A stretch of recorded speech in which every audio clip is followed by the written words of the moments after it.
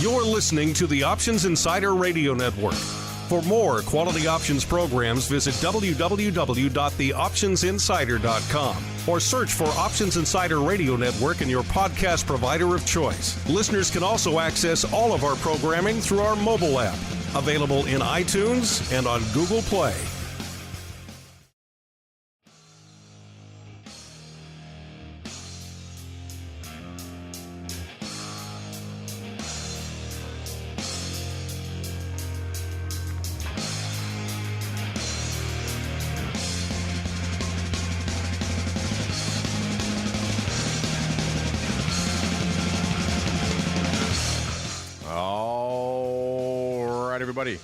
That music means we are back. It is Tuesday. Time to roll out the old Pro Q&A hot seat. See what's going on in the world of options. Hope you're having a good start to your trading week. The first full trading week of February. Always an interesting time out there in the markets, and certainly this year not disappointing us. And joining us in the Pro Q&A hot seat today, a return offender. He hasn't been on, though, since July of 2024, so we have a lot to get to with him. He is James Kostulias, the head of trading services over there at a firm you may have heard of called Charles Schwab. James, welcome back to the Options Insider Radio Network, sir. Thank you so much, Mark. It's great to see you again. And I think your data is spot on, but I think we had one other engagement in between 2024 and now. Did we? It's great to see you again. You're calling my producers liars. Well, there you go. Yeah. Now they'll be very angry behind the scenes. They're doing all the data work. Well, I love our time together. I don't want them to admit any of it. I thought that seemed like a long time myself, but I always trust them at the end of the day. Well, you know, we're kicking off February, kicking off a new trading year here. A lot to get to. But before we do that, this is your first time joining us in quite some time. I think we can agree on that. So let's start. Last year, obviously, kind of a wild trading year out there. We're kind of getting the lay of the land with all of our guests right now. So give us your thoughts as you look back on the mad trading year that was 2025. What really stands out and resonates to you? Start, Mark. I would say a few things. I think overall, you know, as the leader in retail trading, we saw retail trading up over 30% last year over year from 24 to 25. So pretty big numbers. And certainly 26 have started off with a bang here as well. And I think engagement has been the word of the day. You've got the retail investor and certainly the retail options trader. Retail options trader is obviously always even more engaged than the equity trader. But just engagement is really high. And so it was a little over 2.5 billion contracts we did last year. That was about 15% up year over year as well. I think we're seeing a lot of really good engagement too from that younger investor. And so, you know, it's talked about a bit here. A third of new to firm clients at Charles Schwab are 28 or younger. And a lot of those are interested in options trading. And I think education's the other word I throw up there to go along with engagement. So I'm giving you 2 E's here. I think there's a hunger to learn more and to understand more. And as you get the retail trader and retail investor engaged with the education, engaged with the platforms, they really want to take a more active role in both trading and investing. And so I think the other key thing here is you've got a lot of what I would consider not traders, by the way we would segment them, or the way you or I maybe would talk about an active trader and segment them. We've got a lot more investors that are also, you know, interested in options and interested in doing some things themselves in terms of how they manage their money. And especially with what we've seen in the markets where, you know, the VIX has not been all that high, but it goes through pockets of volatility we've seen, especially sort of starting in April. But those continue now, Mark, right? Which with what we're seeing with, you know, the debasement trade and Denmark and, you know, some of the government stuff with Medicare towards the end of the month. And so you're seeing investors interested in options too. Maybe it's just ways to hedge their portfolio. Maybe it's ways to, you know, stock replacement trades to minimize their risk. And so engagement and education, I think, are the 2 main things I'm seeing. How great is that, what you just pointed out, that the average age of the new customer is 28 or younger? I remember when we first started doing this whole options podcast thing, which this January was 19 years, which is absolutely wild. getting up on the age of some of your new clients over there at Schwab.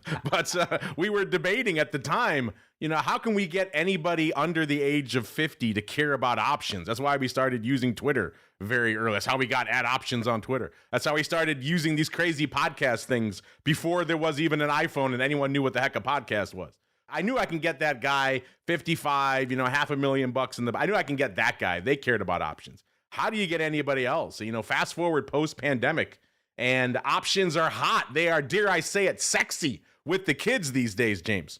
I think your words are exactly right. And I think the pandemic sort of sparked it, but the interest has really continued, right? And I think that's another big reason we lean into the education. Where you start is not often where you finish in the world of options trading. And I think from that perspective, it's been great. Once that interest was peaked, we do 35 hours of live content every week. We have the Schwab network where we've got a couple things, including content around your first trade. We've got a specific show, your first trade that Ben Watson hosts for us, and it'll talk about your first equity trade, but also talks about your first option trade, and also talks about how you might think about using options to manage risk on your first trade and your entry points and your exit points. And so, to me, it's really great to watch those option traders sort of move up that continuum. And, we really try with our education to help them understand that sweet spot of your defined risk, high probability trades, where you are managing your risk and you are, looking at the broader market and sort of not just taking a flyer, which I think, some people may do in the start with those YOLO type trades, and really start to talk to clients about, a speculative trade is okay if it's a smaller portion of your portfolio, but you should be thinking a little bit more broadly. And I love to see the younger clients learn along that continuum and continue to grow and mature. And a lot of them grew up during the pandemic, right? Now they've been doing this for 4, 5, 6 years. And certainly the way they're trading today was maybe not the way they thought they were going to when they first started. Yeah, if you've been trading 5 or 6 years in the option space now, you're a veteran. You're an old timer. If you can look past the onset of the pandemic to your beginning of your options trading, then yeah, you are definitely a veteran. Well, let's talk about the evolution a little bit there. The last time you and I chatted, you were in kind of the middle of this process, which was a laborious one for you folks over there at Schwab. Obviously, you had the legacy Schwab platform. You acquired OX back in the day, a platform that was obviously very near and dear to our hearts here. Of course, later on acquiring TD and TOS. So you effectively had at one point 4 options platforms under one roof. When we chatted with you last time, you were in the process of migrating those and merging those down. I do believe we have 2 that stand alone now over there at Schwab. You have the Schwab platform itself, and then you have the TOS platform. So I'm curious, from your perspective internally, how do you delineate those two? Who in your mind is the Schwab options trader and who is the TOS options trader? Yeah, it's a great memory, by the way. Thanks for recalling on that history. I said we've been doing this 19 years now. We got a little bit of history in the space. I love it. I think the beauty for us is that we've got both platforms, and there's no platform fees or anything like that, and we do not dictate to clients, you need to use this platform or you need to use that platform. We've got, I'm going to use rough numbers here. You've got roughly sort of 1 million users of Thinkorswim, but it's pretty spread out, Mark, which surprises a lot of people, where about half and half are maybe 55-45. 55 being our more what we would segment as active traders using the Thinkorswim platform. And I think if you are a more sophisticated option trader, certainly if you're doing more than 2-legged option trading, if you're into the futures products and you want to trade futures, those are only available on Thinkorswim.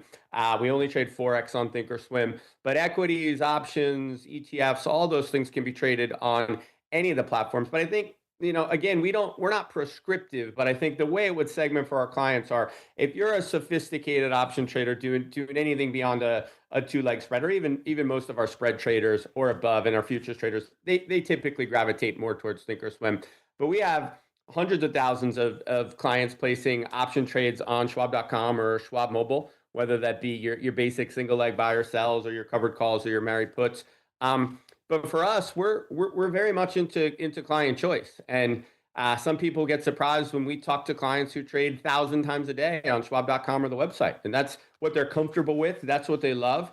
And we get clients that use Thinkorswim to watch our network or consume education for charting and aren't actively trading as much on Thinkorswim. And all that's really okay to us. What we want to keep doing is we want to keep enhancing the platforms. And so we've been rolling out new features consistently, and we'll just keep doing that as we listen to our clients. And so saved orders for multi-leg trades was one of the things people were asking for. We rolled out. We enhanced the chains on both Thinkorswim and Schwab.com and Schwab Mobile.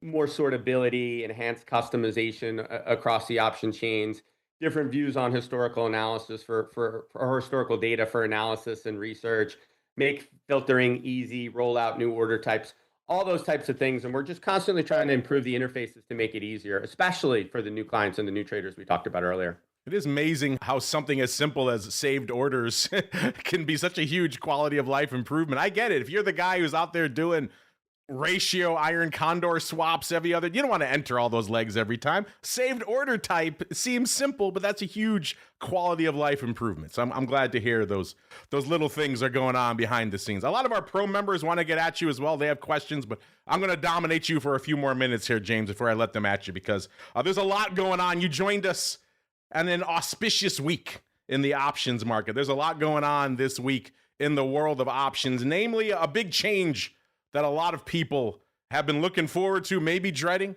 for quite some time. We finally got the single name 0 DTE equity options. I'm not sure if you're aware, James, but that did happen this week. A big sea change. We've got Mondays, we've got Wednesdays. So it's a big day. In fact, I forgot about it yesterday, and I was doing a show. And I said, wait a minute, what is this expiring today? I said, oh, that's right, that's this week. So, it's caught up with a lot of us out there. But obviously, this is a big seminal moment. I don't think anyone thought when we listed the rest of the week in the index options how big of an event that would become. Now I think everyone's looking at this moment as a bit of an inflection point. I'm curious, we've got, a whopping 1 day under our belts now. What are your thoughts on these new products, and what has some of the early response been like from the clients?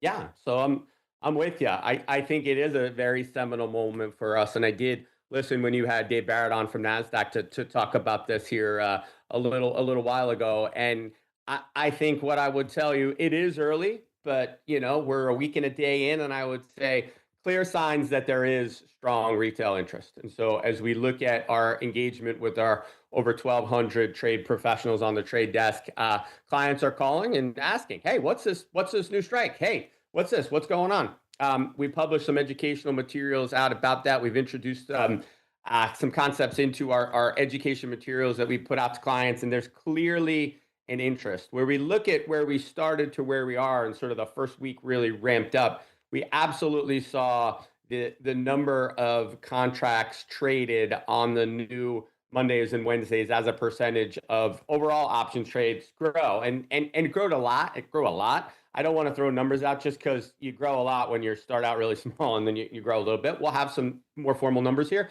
But right now, Tesla, Nvidia, and Apple are the most popular of the Mag 7 plus Broadcom plus IBIT. And so I think we're going to continue to see a build as people become aware of these. And then I think it's only a matter of time before, we'll introduce additional strikes, additional days on the Tuesdays and Thursdays. And then obviously potentially some even some additional names. But I think as we look at it right now, Mark, what we see is we thought there would be strong retail interest. There is strong retail interest, and the trend is definitely building here, which I think is great and what we wanted to see. Yeah, no, a lot of people were a little bit concerned that these were rolling out. They made some concessions, obviously not listing them during earnings week, for example, trying to avoid some of the obvious potential risks out there. But sounds like from your perspective, again, these listed this week, but where they technically listed last week began trading this week out here. So technically it's a week and a day now under our belts. From your perspective early on so far, a success out of the gate, no issues. Correct. Yeah, and I want to give credit to our partners over at the exchanges and the clearing world. And again, it is early, so but so far so good. I think the rollout was quite smooth. And yeah, and we did get a couple clients and they had some questions. I think Google was the first one impacted with some earnings news. And I think when people took a step back and realized, oh, great, we're not going to issue issue contracts on earnings. Like very logical, right? Makes a heck of a lot of sense. And I think hopefully a little bit of protection for investors as we figure out the volatility around earnings. And so, yeah, from my perspective, knock on wood, so far so good. Now, a lot of people were holding out hope that maybe there would be some adjustments to the contra exercise. After all, these are physically settled contracts now as opposed to what we've seen in the index space. So there is concerns about stock flying fast and furious in the after hours, and maybe a lot of retail, especially those ones we were talking about earlier who kind of joined the space post-pandemic, never really had to think about a contra exercise before, and now all of a sudden it's becoming a thing. Do you have any concerns about contra exercise? Is this something maybe you're staffing up or preparing behind the scenes to have to deal with an influx of customers reaching out to you saying, what's going on with my order here? How do I use these contra exercises? Is this something you're concerned about? I would say we're always looking at the broader market conditions and new products and everything else. I think the other big one is 24/7.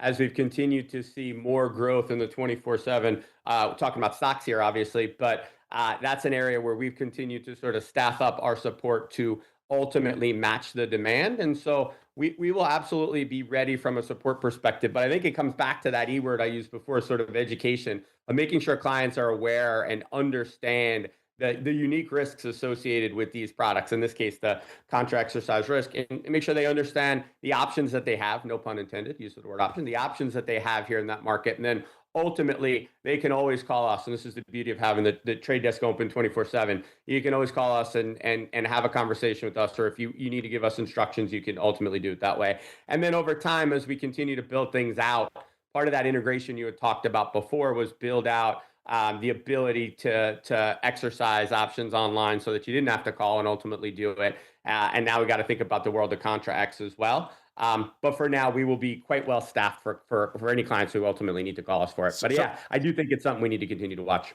It is still a manual process, and you still have to call in if you want to issue those orders, at least for now. For now. That seems like it's the case right now. I do imagine there's going to be a lot of upgrades behind the scenes as this continues to roll out. I'm curious, there were a lot of people out there who were holding out hope that there might have been some sort of cash settled alternative for these to get rid of these issues. Were you in that camp, or were you okay with the format that they took to roll out here? I'm certainly okay with ultimately where they landed. I do think I'm usually a simplicity guy. I err on the side of simplicity. I do think the cash settle piece would have brought an element of simplicity to it. So I was certainly not opposed to that. But to your point, I think they've been very thoughtful in how they've thought about rolling this out and ultimately how they've rolled it out. And I think also from a regulatory perspective, the regulators have been pretty clear. Hey, before we go ahead and approve additional names and the Tuesday, Thursday ones as well, we want to make sure we understand how this goes. We want to watch this for a little while. We want to get some feedback from clients. And maybe I'd have a different conversation with you after we go through some of those first rounds of exercising here and we see ultimately what happens. But knock on wood, so far, I think it's pretty thoughtful, and I think we're in a pretty good place. Yeah, you mentioned education earlier. It seems like it would have been an educational lift either way. Now we're talking about educating people about contra exercise orders. If you went the cash settle route, it would be educating them. Wait a minute, I thought I sold the physically settled Apple option. Nope, you hit the button on the cash settled. So I personally wasn't looking forward to fielding a lot of those comments and questions on the network. I'm sure you guys weren't as well. So I'm kind of personally happy they went this way, even if there are some lingering questions about contra exercise. That's what the network's for, listeners. Check out, we did a whole show on that last week on Options Bootcamp if you have questions about all of that. All right, I have more questions, but James, I know a lot of our pro members, some folks who are listening live, want to get at you as well. So I'm going to let them slide in here as well. Let's start with Mr. Chi-Town Indy, one of our pro members. He says, talking about those 0-day options, James, he says, these new 0 DTE contracts seem like a hit. Yeah, it does seem like in the one actual day of trading we've had so far, it seemed like a hit. He said, I guess we should all take the over for options volume this year, over 15 billion. This is an interesting topic, something people have brought up as well. Now that we have these new 0-day contracts hitting the chains out here, that is it as simple, James, as the guy who was, let's say, doing his covered call once a week or trading once a week on equity options. Now he's got 3 days a week, so now he's going to trade 3x that? Are we expecting that level of increase when you're looking at the impact of these new 0-day options? What do you think the impact's going to be on overall volume, sir? Yeah, I don't think it's as simple as extrapolating out, hey, we've got X amount of new dailies, and we're going to get as a result, multiply that by your number of trades, and you're going to get 3x the number. I think what you will see is for certain clients, the monthlies were always fine, and for certain clients, the weeklies were fine, depending upon what they're doing, either some form of speculative trading or some form of hedging. And then I think you're going to get other clients, like what we see a lot of our clients do with the daily index ones, is they're collecting premium from spread trades, and they're doing that on a much more frequent basis. And so I do think you're going to have your premium collecting spread traders that are going to trade these options daily. I think you're going to have your episodic traders come in here. So today you're having some pretty steep moves in both Microsoft and Nvidia. I imagine once I get the trading numbers at the end of the day today, we'll probably see increased volume in the dailies on those two names. So I think it's not as I think I'm not trying to hedge my my answer for you, Mark. I think the answer is you will absolutely see some additional trading volumes in this. I don't think it's as simple as saying 2x or 3x what we saw before, because there are some clients who they don't need these instruments. They don't need these. They're very content with doing their strategies with the monthlies or the weeklies. But I do think we will see some meaningful volume here, and I think that's going to grow. And I think if we continue to see some of the volatility here in the big tech names, as we look at the uncertainty around the AI trade as it exists right now. We surveyed 500 of our clients, a mix of traders and investors here that last week of January. And I was very surprised to see, honestly, for the first time, you had this real sort of neutral sentiment on the AI trade for the first time. We had been leaning much more bullish on the AI trade with our client base for a really long time. And now you had roughly sort of 40% neutral, a little less than 40% bullish, and then about 20% bearish. And so I think if you start to sort of see that, hey, in a neutral world, I'm not exactly sure where the AI trade could go. There are strategies you can obviously employ with daily options for that. If you're still remaining bearish and you're seeing sort of pockets of volatility like you're seeing now, I think given the fact that it is the Mag 7 and we're seeing volatility in the AI trade, for now, you might even see a bit more volumes than maybe we expected early as well. Let's go out to our live listeners. They have some questions for you, too. Let's go out to Mr. Unlimited. He said, from overseeing millions of retail trades daily at Schwab, what single behavioral or strategic mistake do you see most often amongst options traders, even experienced ones? And what's the simplest adjustment they could make to improve their outcomes? As you mentioned, you're overseeing a lot of trades every day. Are there some specific mistakes you're seeing a lot of these newer entrants, or as he points out, maybe even experienced folks are making every day that drive you crazy, James? Yeah, what a great question. I think the biggest one, and we do a lot of this with all of our education we do, so we do 22 live events a year. We brought about 12,000 clients across the country to all those events last year. I think one of the things we really start with, and even for your more experienced traders, is sort of what's your pre-trade plan? And I don't mean you have to, and we do have clients that will, and nothing wrong with this, but will list out, 42 steps on an Excel spreadsheet and everything else. I'm not saying you have to build that, but how are you thinking about your entry point? How are you thinking about your exit point? What are you going to do if, on a day like today, you were to enter a Microsoft trade and the stock was going to be, down 5%? Are you getting in for more? Are you getting out? What are you doing? And I think one of the things we talk to clients about is the emotional trade is often the worst trade. And so when you ask me, what's the thing that drives me the craziest? What's the thing that we see the most that I'd love to prevent is that emotional trade where you're doubling down when you should really get out, or you're getting out where you should really hold tight. And I think we saw a fair amount of that sort of around the April vol shock with tariffs. And you started to see some people thinking that way. And I think the retail trader was amazingly disciplined in that window. And I've talked about this. I think we talked about this a little last time, Mark, but I've talked about this with a number of folks external in the media.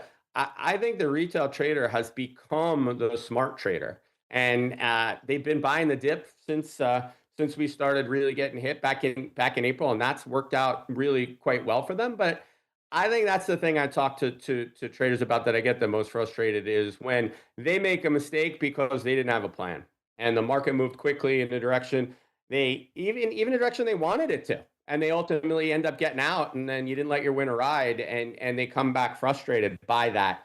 So I would say trading on emotion is typically the biggest mistake I see. And that can all start with a few basic questions at the time to put a plan together to know what you're going to do if the market moves one way or another, and then you do it. Avoids a lot of mistakes.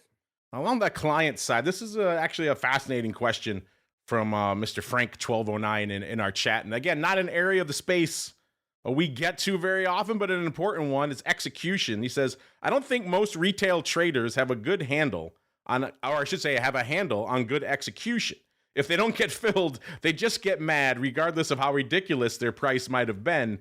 From your perspective, what actually matters most in options execution that retail traders rarely pay attention to? You know, he brings up a good point. Execution is very much a dark art. Unless you've been around for a while, unless you're on the floor or on the brokerage side, you have a lot of experience in the space. It is highly subjective, even then, what a good fill is, let alone for, as he points out, the retail customer that just want to put in their 10 lot, they put in some outrageous price, and then they're not filled, and then they're mad at their broker because they didn't get the price that they wanted. So he wants to know, from your perspective, what is it that matters most that the retail trader right now is mostly unaware of?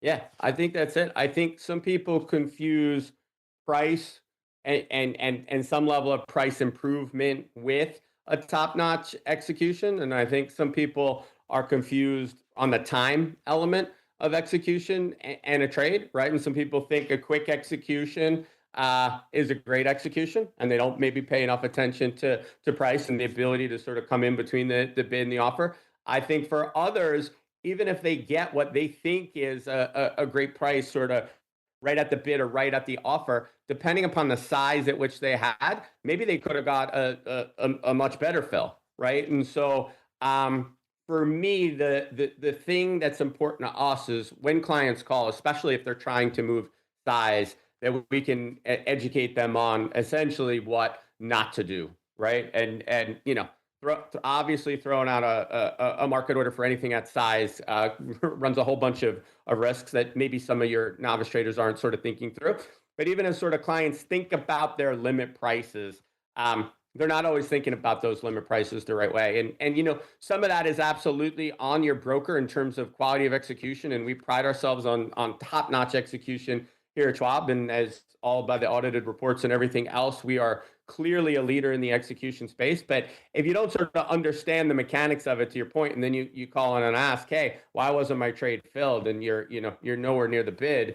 That's an education opportunity. And so I think all that is a part of it. But I think I would not confuse a quick fill with a good fill. And I would always want to understand, especially if you're moving anything of size, what the market was doing at the time you got filled and what the price you got filled at, rather than just always assume, hey, I got filled sort of around the bid or around the offer, so I think I got a good execution. There's always 2 or 3 more questions I think clients should be asking, Mark, and we welcome those questions. There you go. Our pro members clearly on the cutting edge of execution questions. Again, not always the sexiest area until you start trading a lot of options, and execution becomes pretty darn sexy, if I do say so myself. Let's go out to some other questions. Trades and doing size. Yeah. Execution matters. Yeah.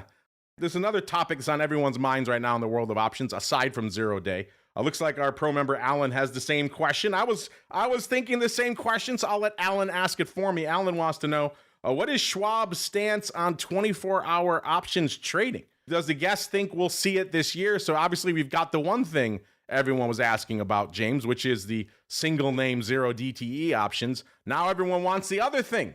They want the 24-hour trading. So what are your thoughts at Schwab on the prospect of trading options around the clock, sir? Yeah, we're heading that way for sure across instruments. And this is one of the things people talk about when they talk about sort of tokenization.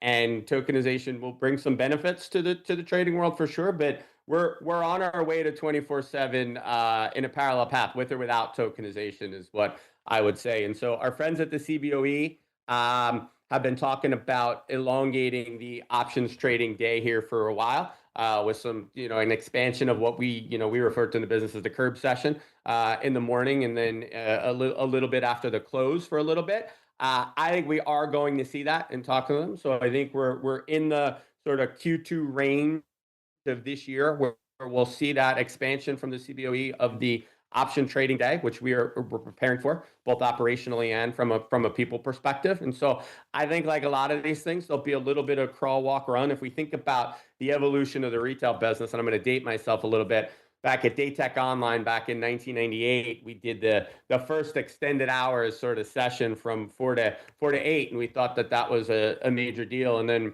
over time, you've got, the window pre-market, the window post-market, and then what we call the exto session now of everything else to get you to 24/5. We've got equities moving to 24/7 as well. You've got the CME with the crypto futures products going 24/7 here, probably at some point in the end of Q1, early Q2 as well. So I think it's inevitable that we're going there. I think we'll see the first vestiges of it with the CBOE expanding here in Q2. And I wouldn't be surprised to see us just continue to leg into it from a crawl, walk, run perspective. I don't think we're snapping our fingers and going 24/7, but just like equities, I think we'll continue to expand the trading day. I think with options, you got some questions to answer. And we might have even talked about these, Mark. I'd love to get sort of your perspective as we start to think about when options trade 24/7, how you think about things like exercise and assignment and expiration of things at midnight versus, where they expire today and how all that works. So I think a lot to figure out, a last mile problem when we get there. But I think the continued elongation of the trading day is absolutely going to start happening here pretty soon. Yeah, the notion of standard exercise becomes very different when options trade around the clock 24/7. Option is now just a perp like everything else, just perpetual options on everything. That's what we have now, James. So you think Q2 even this year? I know SIBO has been hinting at that as well. So Q2 we could see something along those lines. And you're thinking obviously 24/5 first, and then who knows, maybe eventually a 24/7. Is that your thought process? Yeah, I think it all makes sense, right? The trading day was built for 24/5, and we get that, and we understand all that. And then as you look at the weekends, it brings a whole nother set of complexity that I think is absolutely solvable. And I think the industry, like with the zero DTEs we talked about before, the industry's done a really good job of coming together and talking about how we solve those problems. But I think it only makes sense to say, let's elongate the normal trading day that we have, the standard trading day that we have today. Let's make those hours longer. Let's eventually get that to 24/5. And then once we're there, then let's start to talk about what we do on the weekends and how we solve for some of the stickier problems that we just mentioned before. I think that'll be the path. Going to be a fascinating year. It's already starting out to be a fascinating year, listeners, and a lot more in the hopper if some of these predictions come to pass. We'll just keep rolling. Some of the other folks have some interesting queries for you as well. Again, kind of outside of the usual question, which I like to see out there sometimes. This comes from the Option God. He wants to know, what analytics or data services does the guest think it makes sense for options traders to pay for outside of their brokerage platform? Or is it his goal to make, the Schwab Thinkorswim offering just a one-stop shop for everything? So this is an interesting area as well. We get this question a lot of like, hey, what kind of additional services, whether they be analytics or some other type of platform, what else should I be paying for and adding to my trading arsenal? I'm curious from your perspective, James, is it the goal to make whether it's the Schwab platform or the TOS platform, the one-stop shop? You never have to leave all your data, all your analytics, all your tools, all your scanners, it's all there? Or do you think there are some reasonable things that the average options trader should be expected to go out and pay for? Yeah, it's 100% our goal to bring you anything and everything you need designed for the novice trader, the beginner trader, to your ultra sophisticated, kind of call them professional / quasi-professional option trader in the Thinkorswim platform itself. And so from our perspective, that is a continuing race, right? And just when you think, hey, I think we've got just about everything you might need, something else new comes along, or there's something that a really smart client calls and asks and says, hey, this would be great if you built this tool, or if you gave me this feature, and we throw that right into the product lifecycle, and we start working on it, we start building it. I do think as you sort of think about the evolution of AI here, and especially agentic AI, I think there are going to be things that agents are going to be able to do to really just help simplify for you. And like, how cool will it be when you can just sort of have a conversation with your agent about what you're looking at in terms of, price action or volume, what you're looking at in terms of some of the technical indicators, and you can have a real live dialogue and conversation about that and get to that. So we have a tool called ThinkScript within Thinkorswim that lets you essentially program your own sort of quote unquote algos for your own level of trading. It requires a bit of sophistication, a bit of knowledge, a bit of comprehension. We have a lot of great materials, and the trade desk is there to help you with it. But I think of sort of the evolution of that to simplify that for your more novice trader to come in and just basically say, hey, here's what I'm thinking about. Here's what I want to do. Have a conversation with your agent, and then be able to sort of hit a button and put that trade on. So there's obviously things we want to do there, Mark, and we want to continue to do. But from our perspective, our goal is to provide anything and everything you would need to effectively trade option like the pros.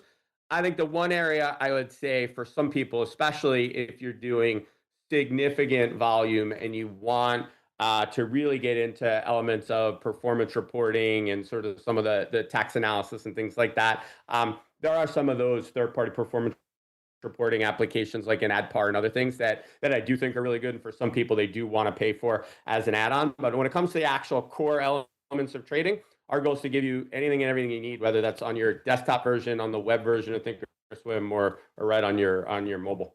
You bring up the AI agents. That sounds like a perfect use case. The AI agent can implement all your contra exercise orders. What do you think about that, James? Going back to what we were talking about, that's the perfect role for the AI agent. In fact, speaking of AI, I guess to a question here from another one of our pro members, Miss Mackenzie. She wants to know, do you see AI playing a meaningful role in options trading in the near future? Sounds like the answer is yes. You see the agents being a powerful part of your platform going forward. You mentioned some of the use cases. What are some of the other use cases you see for AI from an options trading specific lens? Yeah, I think when we started, and you and I have been joking around now doing this for a long time, the answer was, hey, we want to use technology to get clients access to more. Whatever that is, more data, whatever that is, longer historical periods, more technical indicators, more fundamental research, more price action information, all of those things. It was more.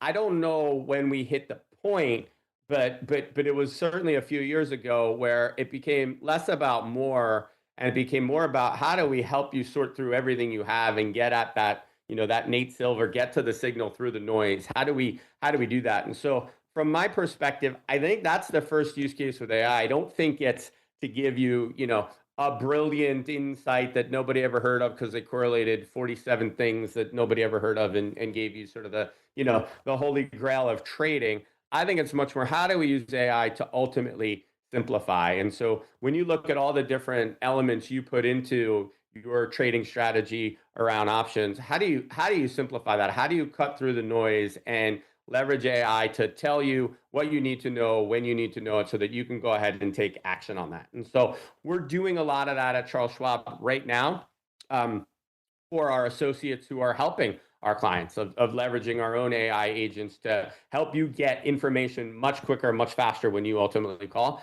I think that the first use case for us is to how do we simplify that? And so when we look at things like the learning center that we have for Thinkorswim, there is a ton of great material in there, and folks tell us all the time, wow, this is fantastic. But if I just want to look something up real quick, I just want to know something real quick and cross-reference that we think will be cool, that will just honestly help simplify things for clients there. So I think simplification is the first use case.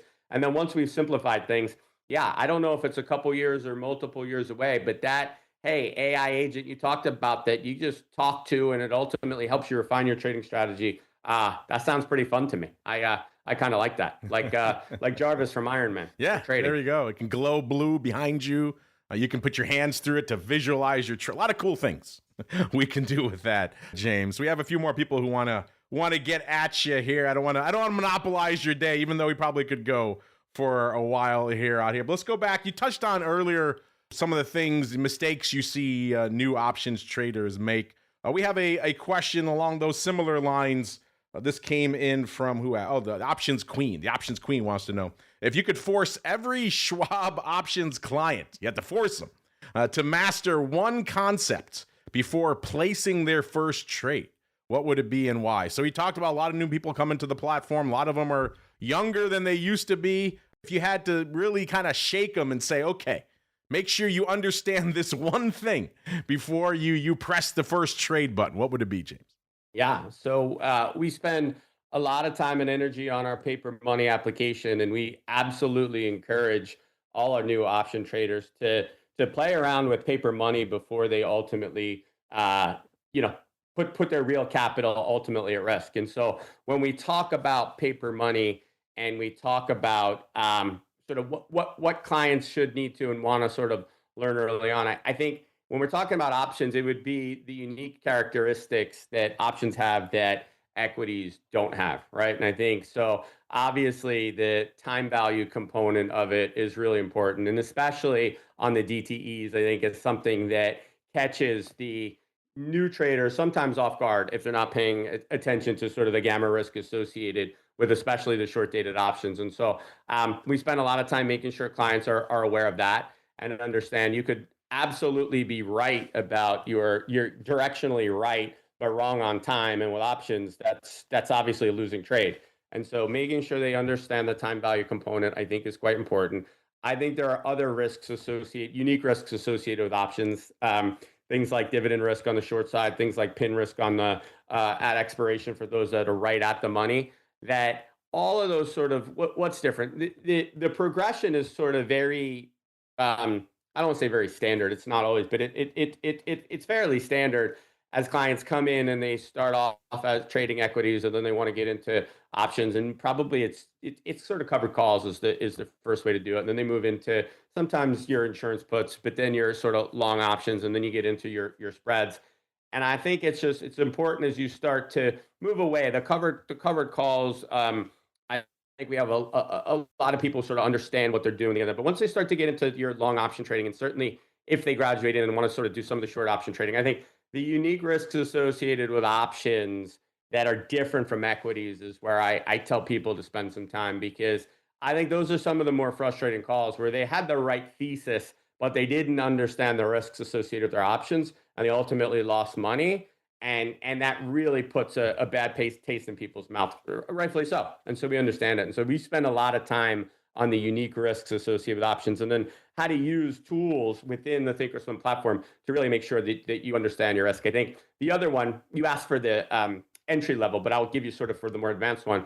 I think it's sort of making sure you really understand your margin requirements, especially if you're in on the short side, and what the firm is holding you to, what your margin requirements are, and then if you get a steep decline in the market or a steep rise in the market if you're short, what's ultimately going to happen there and how it's going to work. That would be the one I would say for our more sophisticated traders. I'd say call us up at the trade desk, talk to one of the trade professionals, and make sure you fully understand exactly what it means to be leveraged on a position.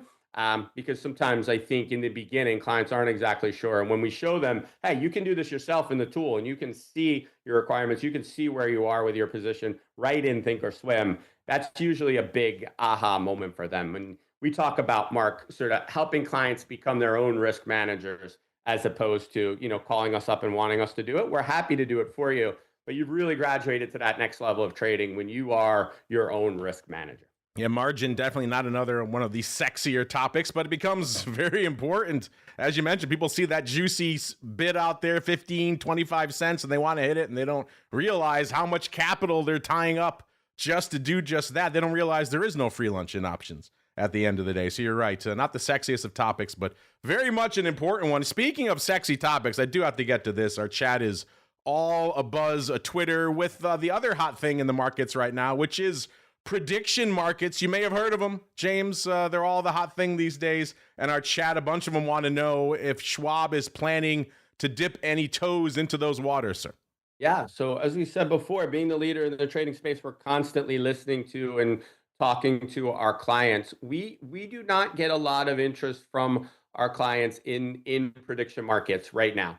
And I think that's for a couple of reasons. I think when folks think of us at Schwab and the Schwab trading business, they think of trading, they think of investing, they think of planning for their financial future with short-term goals, long-term goals, and intermediate-term goals.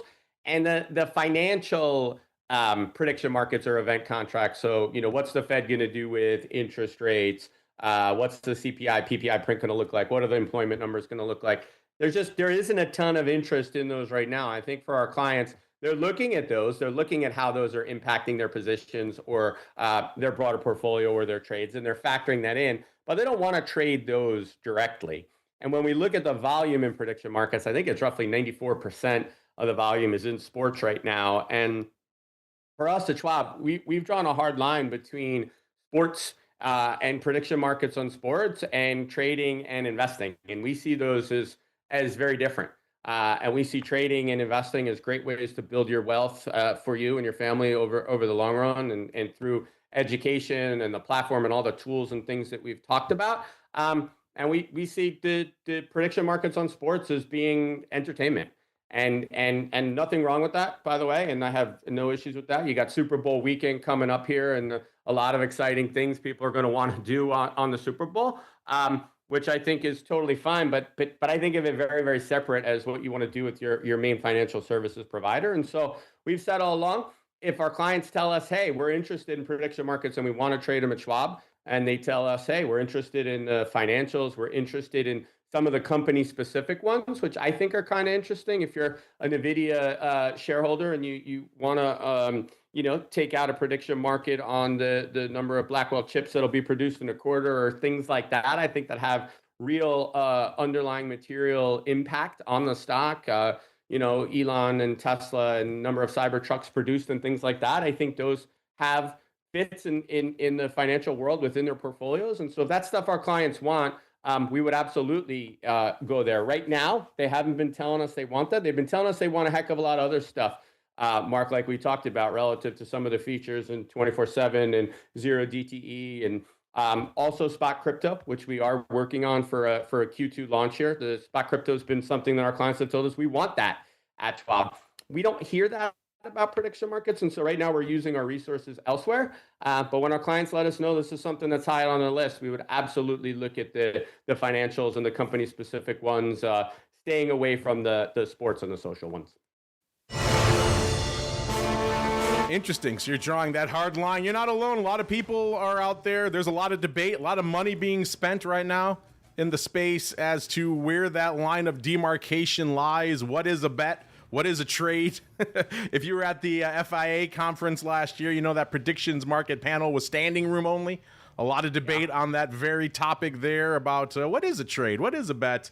We've seen CME get into bed with FanDuel. We've had SIBO talk about only going the financial route. So there is still a lot of debate in that space, which I'm sure we'll see play out over the coming year. Well, James, that music means we have come to the end of our little sojourn here together. I appreciate you taking some time out of yet another busy day and certainly a historic week in the options market to chat with some of our listeners out there. But before we go, we talked about AI. We talked about all the different platforms, some of the bells and whistles you're adding. You talked about spot crypto. But before we go, if there's anything else you folks are working on, maybe you want to leave our listeners with a little bit of a hint, a little bit of a tease of what they can look forward to coming down the pike from the options team over there at Schwab. Now is the time, sir. The floor is yours. I appreciate it, Mark. It's always great to catch up with you. Fantastic questions from the listeners. I would say we're going to be there on all the products that you ultimately want. And so obviously zero DTEs we talked about. We've got the expansion of the trading day. We've got certainly some interesting thing coming down the pike in the future spaces. Some of those products looks to go perpetual and 24/7. So we're paying a lot of attention to that. And most importantly, continuing to enhance the platforms for you with all the features and functions you want. And honestly, a double down in education. I think in a year where all the new products are coming to light, where we're seeing these pockets of volatility, where we're seeing some interesting market conditions.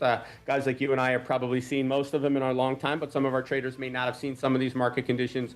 Really a double and a triple down on education, from the 35 plus hours a week of live content we do to the Schwab network, where we're constantly running things like the first trade show that I talked to you about to help our investors and traders. I would say just please engage with us, call us, leverage this service pillar we have here. We're here for you. but a lot's changing, and I think it's cool. I'm pretty excited. You used the word sexy like 3 or 4 times. I think it's a really, really cool and fun time to be involved in the markets. Yeah, a lot going on. We didn't even have a chance really to talk about spot crypto. I'm going to have to get you guys back on our crypto show to do just that. That in and of itself would have been a big development if not for all these other things that are going on in the markets as we speak. So like I said at the top, you joined us at an auspicious time in the markets, and I'll look forward to chatting with you again, James, hopefully more frequently than once every roughly 2 years here on the network. A lot of cool stuff going on in the land of Schwab, and we definitely want to stay on top of it. So I'll look forward to chatting with you in the near future, sir. Love it, Mark. Thanks so much, man. Have a great day. That is going to do it for us on the old Pro Q&A today. Not going to do it for us on the network, though. We'll be back after the closing bell to break down all of the activity that's lighting up the tape out there on the Hot Options Report. And then back again with our usual array of content throughout the rest of the week until we're back again next Tuesday. Another great Pro Q&A session. Stay safe out there, everybody. You're listening to the Options Insider Radio Network. For more quality options programs, visit www.theoptionsinsider.com or search for Options Insider Radio Network in your podcast provider of choice. Listeners can also access all of our programming through our mobile app, available in iTunes and on Google Play.